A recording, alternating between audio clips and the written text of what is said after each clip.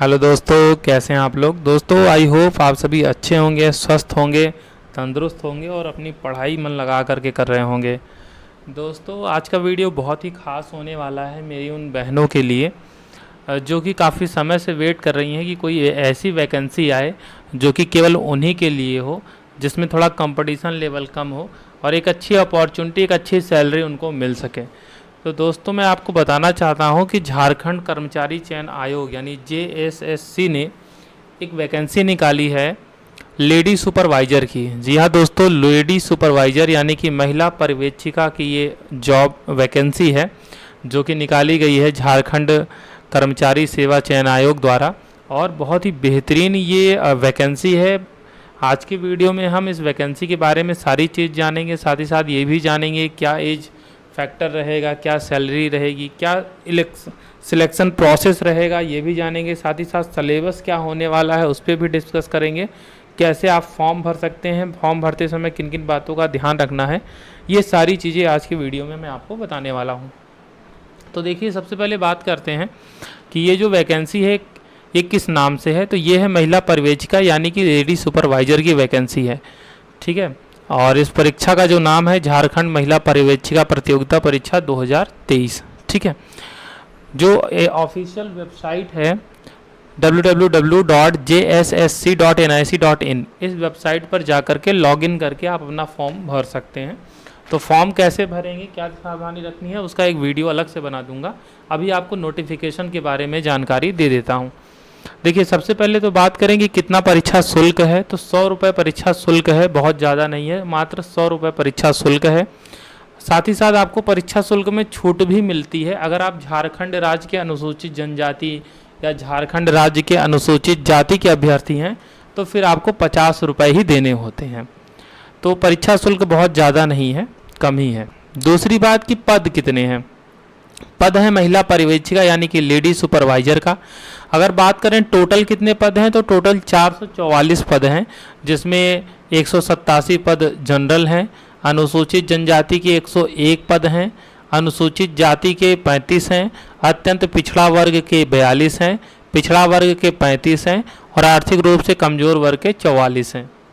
तो ये ब्रेकडाउन है जो पद हैं, और टोटल अगर बात करें तो 444 पद हैं, ठीक है।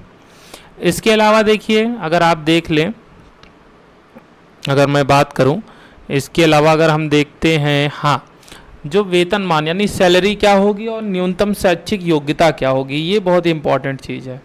तो ये जो महिला पर्यवेक्षिका यानी कि लेडी सुपरवाइजर, इंस्पेक्टर नहीं, लेडी सुपरवाइजर की जो पोस्ट है, ये समूह ख अराजपत्रित, समूह ख यानी ग्रुप बी लेवल की पोस्ट है, जो कि पे मैट्रिक्स लेवल 6 में आता है, ठीक है। इसका मतलब एक बहुत ही अच्छी खासी सैलरी आपको मिलने वाली है। बेसिक पे ही आपका 35,400 रुपये आप देख सकते हैं। उसके अलावा जो और सारे अलाउंसेस जुड़ेंगे तो आपकी स्टार्टिंग सैलरी ही काफ़ी ज़्यादा हाई जाने वाली है, करीब 45,000, 40,000, 50,000 के आसपास। तो काफ़ी अच्छी सैलरी आपको देखने को मिलेगी। उसके बाद आपका डिडक्शन वगैरह भी होगा, लेकिन इन हैंड भी अगर बात करें तो अच्छी सैलरी आपको मिलने वाली है।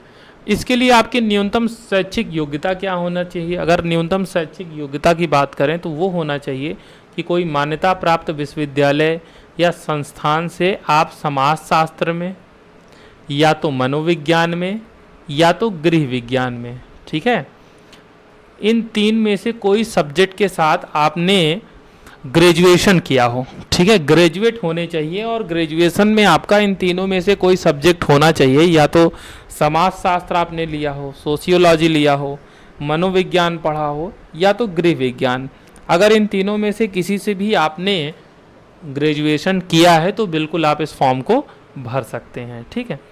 अब देखिए, रेफरेंस डेट की बात करें कि जो शैक्षिक योग्यता है उसकी अंतिम तिथि यानी जो रेफरेंस डेट है कब तक वो आपके पास होनी चाहिए। तो देखिए, वो जो रेफरेंस डेट है ना, तो ऑनलाइन आवेदन करने की जो अंतिम तिथि है वही रेफरेंस डेट है। अब ये अंतिम तिथि क्या है आगे के नोटिफिकेशन में हमें पता चलेगा। तब तक मतलब जो लास्ट डेट होगा फॉर्म भरने का, उस डेट तक आपके पास वो शैक्षिक योग्यता होनी चाहिए। अगर तब उस डेट के पहले तक आपके पास शैक्षिक योग्यता नहीं है तब आप अयोग्य हो जाएंगे, तब उस केस में आप फॉर्म नहीं भर पाएंगे, ठीक है दोस्तों। अब देखिए, आयु सीमा की बात करें तो महिला परिवेक्षिका यानी कि लेडी सुपरवाइजर के लिए जो न्यूनतम आयु की गणना है वो 1 अगस्त 2023 कट ऑफ डेट रखी गई है, ठीक है। और अधिकतम उम्र गणना के लिए 1 अगस्त 2019 रखी गई है। तो 21 साल जो है मिनिमम एज है।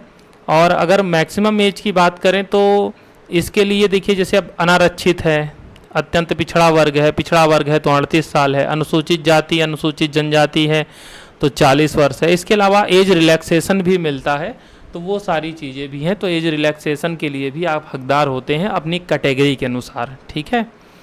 दूसरी बात, अगर बात करें पीएच कैंडिडेट वालों के लिए भी इसमें छूट है। तो पीएच जो कैंडिडेट है, जो दिव्यांग लोग हैं, तो वो भी देख लेंगे वो किस कैटेगरी में आते हैं, उसके अनुसार उन्हें भी छूट मिलता है, उम्र में भी मिलता है और उनके लिए अलग से पद भी निर्धारित किए जाते हैं। इसके अलावा देखिए, जो खास बात है इसमें, वैसे तो बहुत सारी बातें हैं लेकिन जो खास बातें हैं वह मैं आपको बता रहा हूँ। इसके अलावा जो सबसे बड़ी खास बात है कि जो डेट्स हैं, कि जो आवेदन प्रक्रिया है, ये जो पूरा का पूरा एप्लीकेशन प्रोसेस है, तो वो इम्पॉर्टेंट डेट्स देखिए। रजिस्ट्रेशन आपका कब से स्टार्ट हुआ है? तो रजिस्ट्रेशन आपका स्टार्ट हो गया है 26 सितंबर से, ठीक है। 26 सितंबर यानी कि 26 सितंबर से आपका रजिस्ट्रेशन स्टार्ट हो चुका है और ये चलेगा 25 अक्टूबर तक। 25 अक्टूबर की मध्य रात्रि तक आप जो है रजिस्ट्रेशन कर सकते हैं। तो 25 अक्टूबर आपको वेट करने की ज़रूरत नहीं है। अगर आप एलिजिबिलिटी, जो आपकी न्यूनतम शैक्षिक योग्यता है, उसको पूरी करते हैं तो उससे पहले ही आप भर दें। पहली बात, परीक्षा शुल्क भरने का जो लास्ट डेट है वो 27 अक्टूबर है, ठीक है। यानी अगर आपने 25 के मध्य रात्रि तक भी रजिस्ट्रेशन कर लिया तो 27 तक 2 दिन आपको एक्स्ट्रा मिल जाता है पेमेंट करने के लिए। फ़ोटो एवं हस्ताक्षर अपलोड करने का जो प्रिंट आउट लेने का अंतिम डेट है वो है 29 अक्टूबर, ठीक है ना। और दिनांक 31 अक्टूबर से लेकर के 2 नवंबर के बीच तक आप ऑनलाइन आवेदन पत्र में अगर अभ्यर्थी का नाम, जन्म तिथि, ईमेल आईडी या मोबाइल संख्या, ये जो 4 मैंडेटरी चीज़ें हैं, इनको छोड़ करके अगर कोई चीज़ आपसे गलत फिल हो गया है तो आप लिंक फिर से खुल जाएगी, आप उसमें संशोधन कर सकते हैं, ठीक है ना।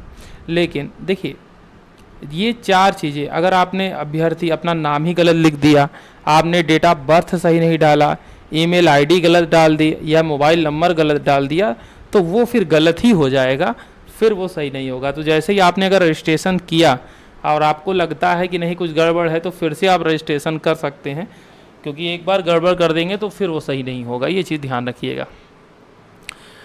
परीक्षा शुल्क भुगतान करने की विधि तो आपको पता ही है। आप वेबसाइट पे जाएंगे, जैसे ही आप JSSC की वेबसाइट पे जाएंगे, JLSCE 2023 सेलेक्ट करके क्लिक करके फॉर्म भरना है, वहीं से पेमेंट करना है। अब बात आती है कि सर सिलेक्शन प्रोसेस क्या होगा, एग्ज़ाम का पैटर्न क्या होगा, एग्ज़ाम का स्वरूप क्या होगा, किस तरीके से एग्ज़ाम होगा और सबसे इम्पॉर्टेंट सिलेबस क्या होगा। तो एकदम डिटेल्ड सिलेबस आपके नोटिफिकेशन में दिया हुआ है, जिसकी हम चर्चा करने जा रहे हैं। देखिए, साफ साफ लिखा है कि आयोग द्वारा CBT आधारित परीक्षा ली जाएगी, यानी कंप्यूटर बेस्ड टेस्ट एक एग्ज़ाम आपका होगा, ठीक है। अगर कई शिफ्ट में एग्ज़ाम होता है तो जो आपके नंबर्स हैं उनको नॉर्मलाइजेशन किया जाएगा, नॉर्मलाइज्ड अंक के आधार पर आपका रिजल्ट निकाला जाएगा, ठीक है। अब देखिए, ये जो कंप्यूटर बेस्ड टेस्ट होगा तो ये किस आधार पे होगा, कितने टेस्ट होंगे।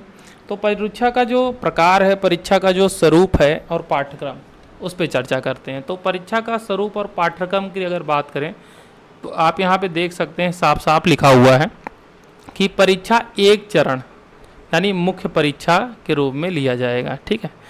मेंस का एग्ज़ाम आपका होगा, एक चरणीय परीक्षा होगी। अब परीक्षा में जो क्वेश्चंस आएंगे वो सारे आएंगे MCQs, मतलब बहुविकल्पी प्रश्न ही आने हैं। एक प्रश्न सही करेंगे तो 3 अंक मिलेगा आपको, और अगर गलत करेंगे तो 1 अंक कट भी जाएगा, यानी प्रत्येक सही उत्तर के लिए 3 अंक और प्रत्येक गलत उत्तर के लिए 1 अंक। 1/3 का यहाँ पे नेगेटिव मार्किंग देखने को मिल रहा है, तो बिल्कुल नेगेटिव मार्किंग है, इसलिए बहुत ज़्यादा तुक्का आपको नहीं मारना है, सोच समझ करके सही से आपको करना है, ठीक है। इसके अलावा अगर बात करें मुख्य परीक्षा, तो देखिए, मुख्य परीक्षा के लिए 3 पत्र होंगे। मुख्य परीक्षा के लिए कितने पत्र होंगे? मुख्य परीक्षा के लिए 3 पत्र होंगे, यानी 3 पेपर होंगे, और ये परीक्षा 3 पालियों में ली जाएगी। पेपर 1, पेपर 2, पेपर 3, यानी 3 एक ही फिर भी आपको 3 पालियों में परीक्षा देनी है। जो पेपर 1 होगा वो भाषा ज्ञान से रिलेटेड होगा। 2 घंटे का ये पेपर होगा और उसमें कुल 120 क्वेश्चंस आएंगे, जिसमें से हिंदी के 60 क्वेश्चन रहेंगे और इंग्लिश के 60 क्वेश्चन रहेंगे, यानी 120 क्वेश्चंस रहेंगे। 2 घंटे का आपको समय दिया जाएगा। ये जो पेपर होगा आपका ये क्वालिफाइंग नेचर का होगा, ये चीज़ ध्यान रखिएगा। यहाँ पे साफ साफ लिखा है कि ये जो पेपर है ये क्वालिफाइंग नेचर का है, मतलब इसका नंबर आपके फाइनल मेरिट में नहीं जुड़ेगा, लेकिन इसमें आपको कम से कम 30% अंक तो लाना ही लाना है। ठीक है, हिंदी एवं अंग्रेजी को जोड़ करके आपको टोटल 30% अंक प्राप्त करना अनिवार्य रहेगा। ठीक है, अगर आप इसमें क्वालिफाई नहीं होंगे तो फिर आगे मामला अटक जाएगा। अगर इसको क्वालिफाई नहीं होंगे तो फिर आगे का कॉपी चेक ना होगी, नहीं होगा, मतलब चेक हो भी गया तो कोई मतलब नहीं है ना, फिर तो आप डिस्क्वालीफाई हो गए। तो बात यह है कि इसमें आपको ये नहीं है कि ज़्यादा से ज़्यादा नंबर, लेकिन आपको 30% तो इसमें गेन करना ही है, और इतना तो आप कर लेंगे। 120 क्वेश्चन में 30% आपको करना है। क्या 36 क्वेश्चन आप नहीं कर पाएंगे? तो 120 में से अगर 36 क्वेश्चन कर लिए सही सही तो 30% हो गया। ठीक है, ज़्यादा ही कर लेंगे आप तो। फिर आइए पेपर 2। अब पेपर 2 जो आपका होगा वो चिन्हित जनजाति एवं क्षेत्रीय भाषा, 2 घंटे का ये भी पेपर होगा, और आपको यहाँ पे कुल 100 प्रश्न देखने को मिलेंगे। ठीक है, अब इसमें आपसे करीब 100 बहुविकल्पीय प्रश्न पूछे जाएंगे, यानी 100 जो प्रश्न पूछे जाएंगे 2 घंटे में, उनमें क्या होगा कि आपका जो भाषा है, ठीक है ना, तो आप एक विकल्प चुनेंगे कि हमें इस भाषा में कंफर्टेबल है, उस भाषा से संबंधित 100 क्वेश्चन दिए जाएंगे। ठीक है ना, इसमें भी आपको 30% अंक प्राप्त करना अनिवार्य है, यानी 30% कम से कम आपको लाना है। 30% से कम लाएंगे तो काम नहीं चलेगा, 30% लाना ही है। अब आइए पेपर नंबर 3 जो कि सबसे इम्पॉर्टेंट है। ठीक है, अब इसमें देखिए, इसमें तकनीकी और विशिष्ट जो आपका विषय है उससे 100 प्रश्न होंगे, सामान्य अध्ययन से 20 प्रश्न होंगे, सामान्य गणित से 20 प्रश्न होंगे, और सामान्य विज्ञान से 10 प्रश्न होंगे, यानी 150 क्वेश्चन आपको यहाँ देखने को मिलेंगे, और 2.5 घंटे का समय आपको मिलेगा। इसमें भी कम से कम 30% अंक, जो तकनीकी और विशिष्ट विषय है उसमें 30% अंक प्राप्त करना अनिवार्य है इसमें भी, यानी जो आपका ये तकनीकी 100 प्रश्न है ना, तो 100 में से आपको 30 क्वेश्चन सही करना ही करना है। यहाँ पे एक ये है। ठीक है, अब देखिए कैसे मूल्यांकन होगा। देखिए, जो पेपर 1 है, ठीक है, पेपर 1 है, पेपर 2 है और पेपर 3 है। हर पेपर में आपको कम से कम 30% तो लाना ही लाना है, 30% से कम काम नहीं बनेगा। तो तीनों में कम से कम आपको न्यूनतम 30% लाना है। ठीक है ना, इससे कम अंक वाले अभ्यर्थी नियुक्ति के लिए चयन हेतु असफल अयोग्य माने जाएंगे, और ऐसे अभ्यर्थियों के पत्र 2 एवं पत्र 3 का मूल्यांकन नहीं किया जाएगा। जैसे मान लीजिए आपने पेपर 1 में 30% 1 नंबर नहीं लाया तो पेपर 2 पेपर 3 नहीं चेक होगा। मान लीजिए पेपर 1 में 30% आ गया लेकिन पेपर 2 में 30% नहीं आया तो पेपर 1 पेपर 2 चेक होगा लेकिन पेपर 3 नहीं चेक होगा। ये बात समझ रहे हैं? तो आपको हर कैटेगरी में यानी हर पेपर में 30% मिनिमम तो लाना ही है। पेपर 1 में 30% अगर लाते हैं तो ही 2 चेक होगा, और 2 में 30% लाएंगे तो ही 3 चेक होगा। ठीक है ना, ये चीज़ है। अब ये सारी चीज़ें मैंने आपको बता दी। अब मेन आता है आपका पाठ्यक्रम।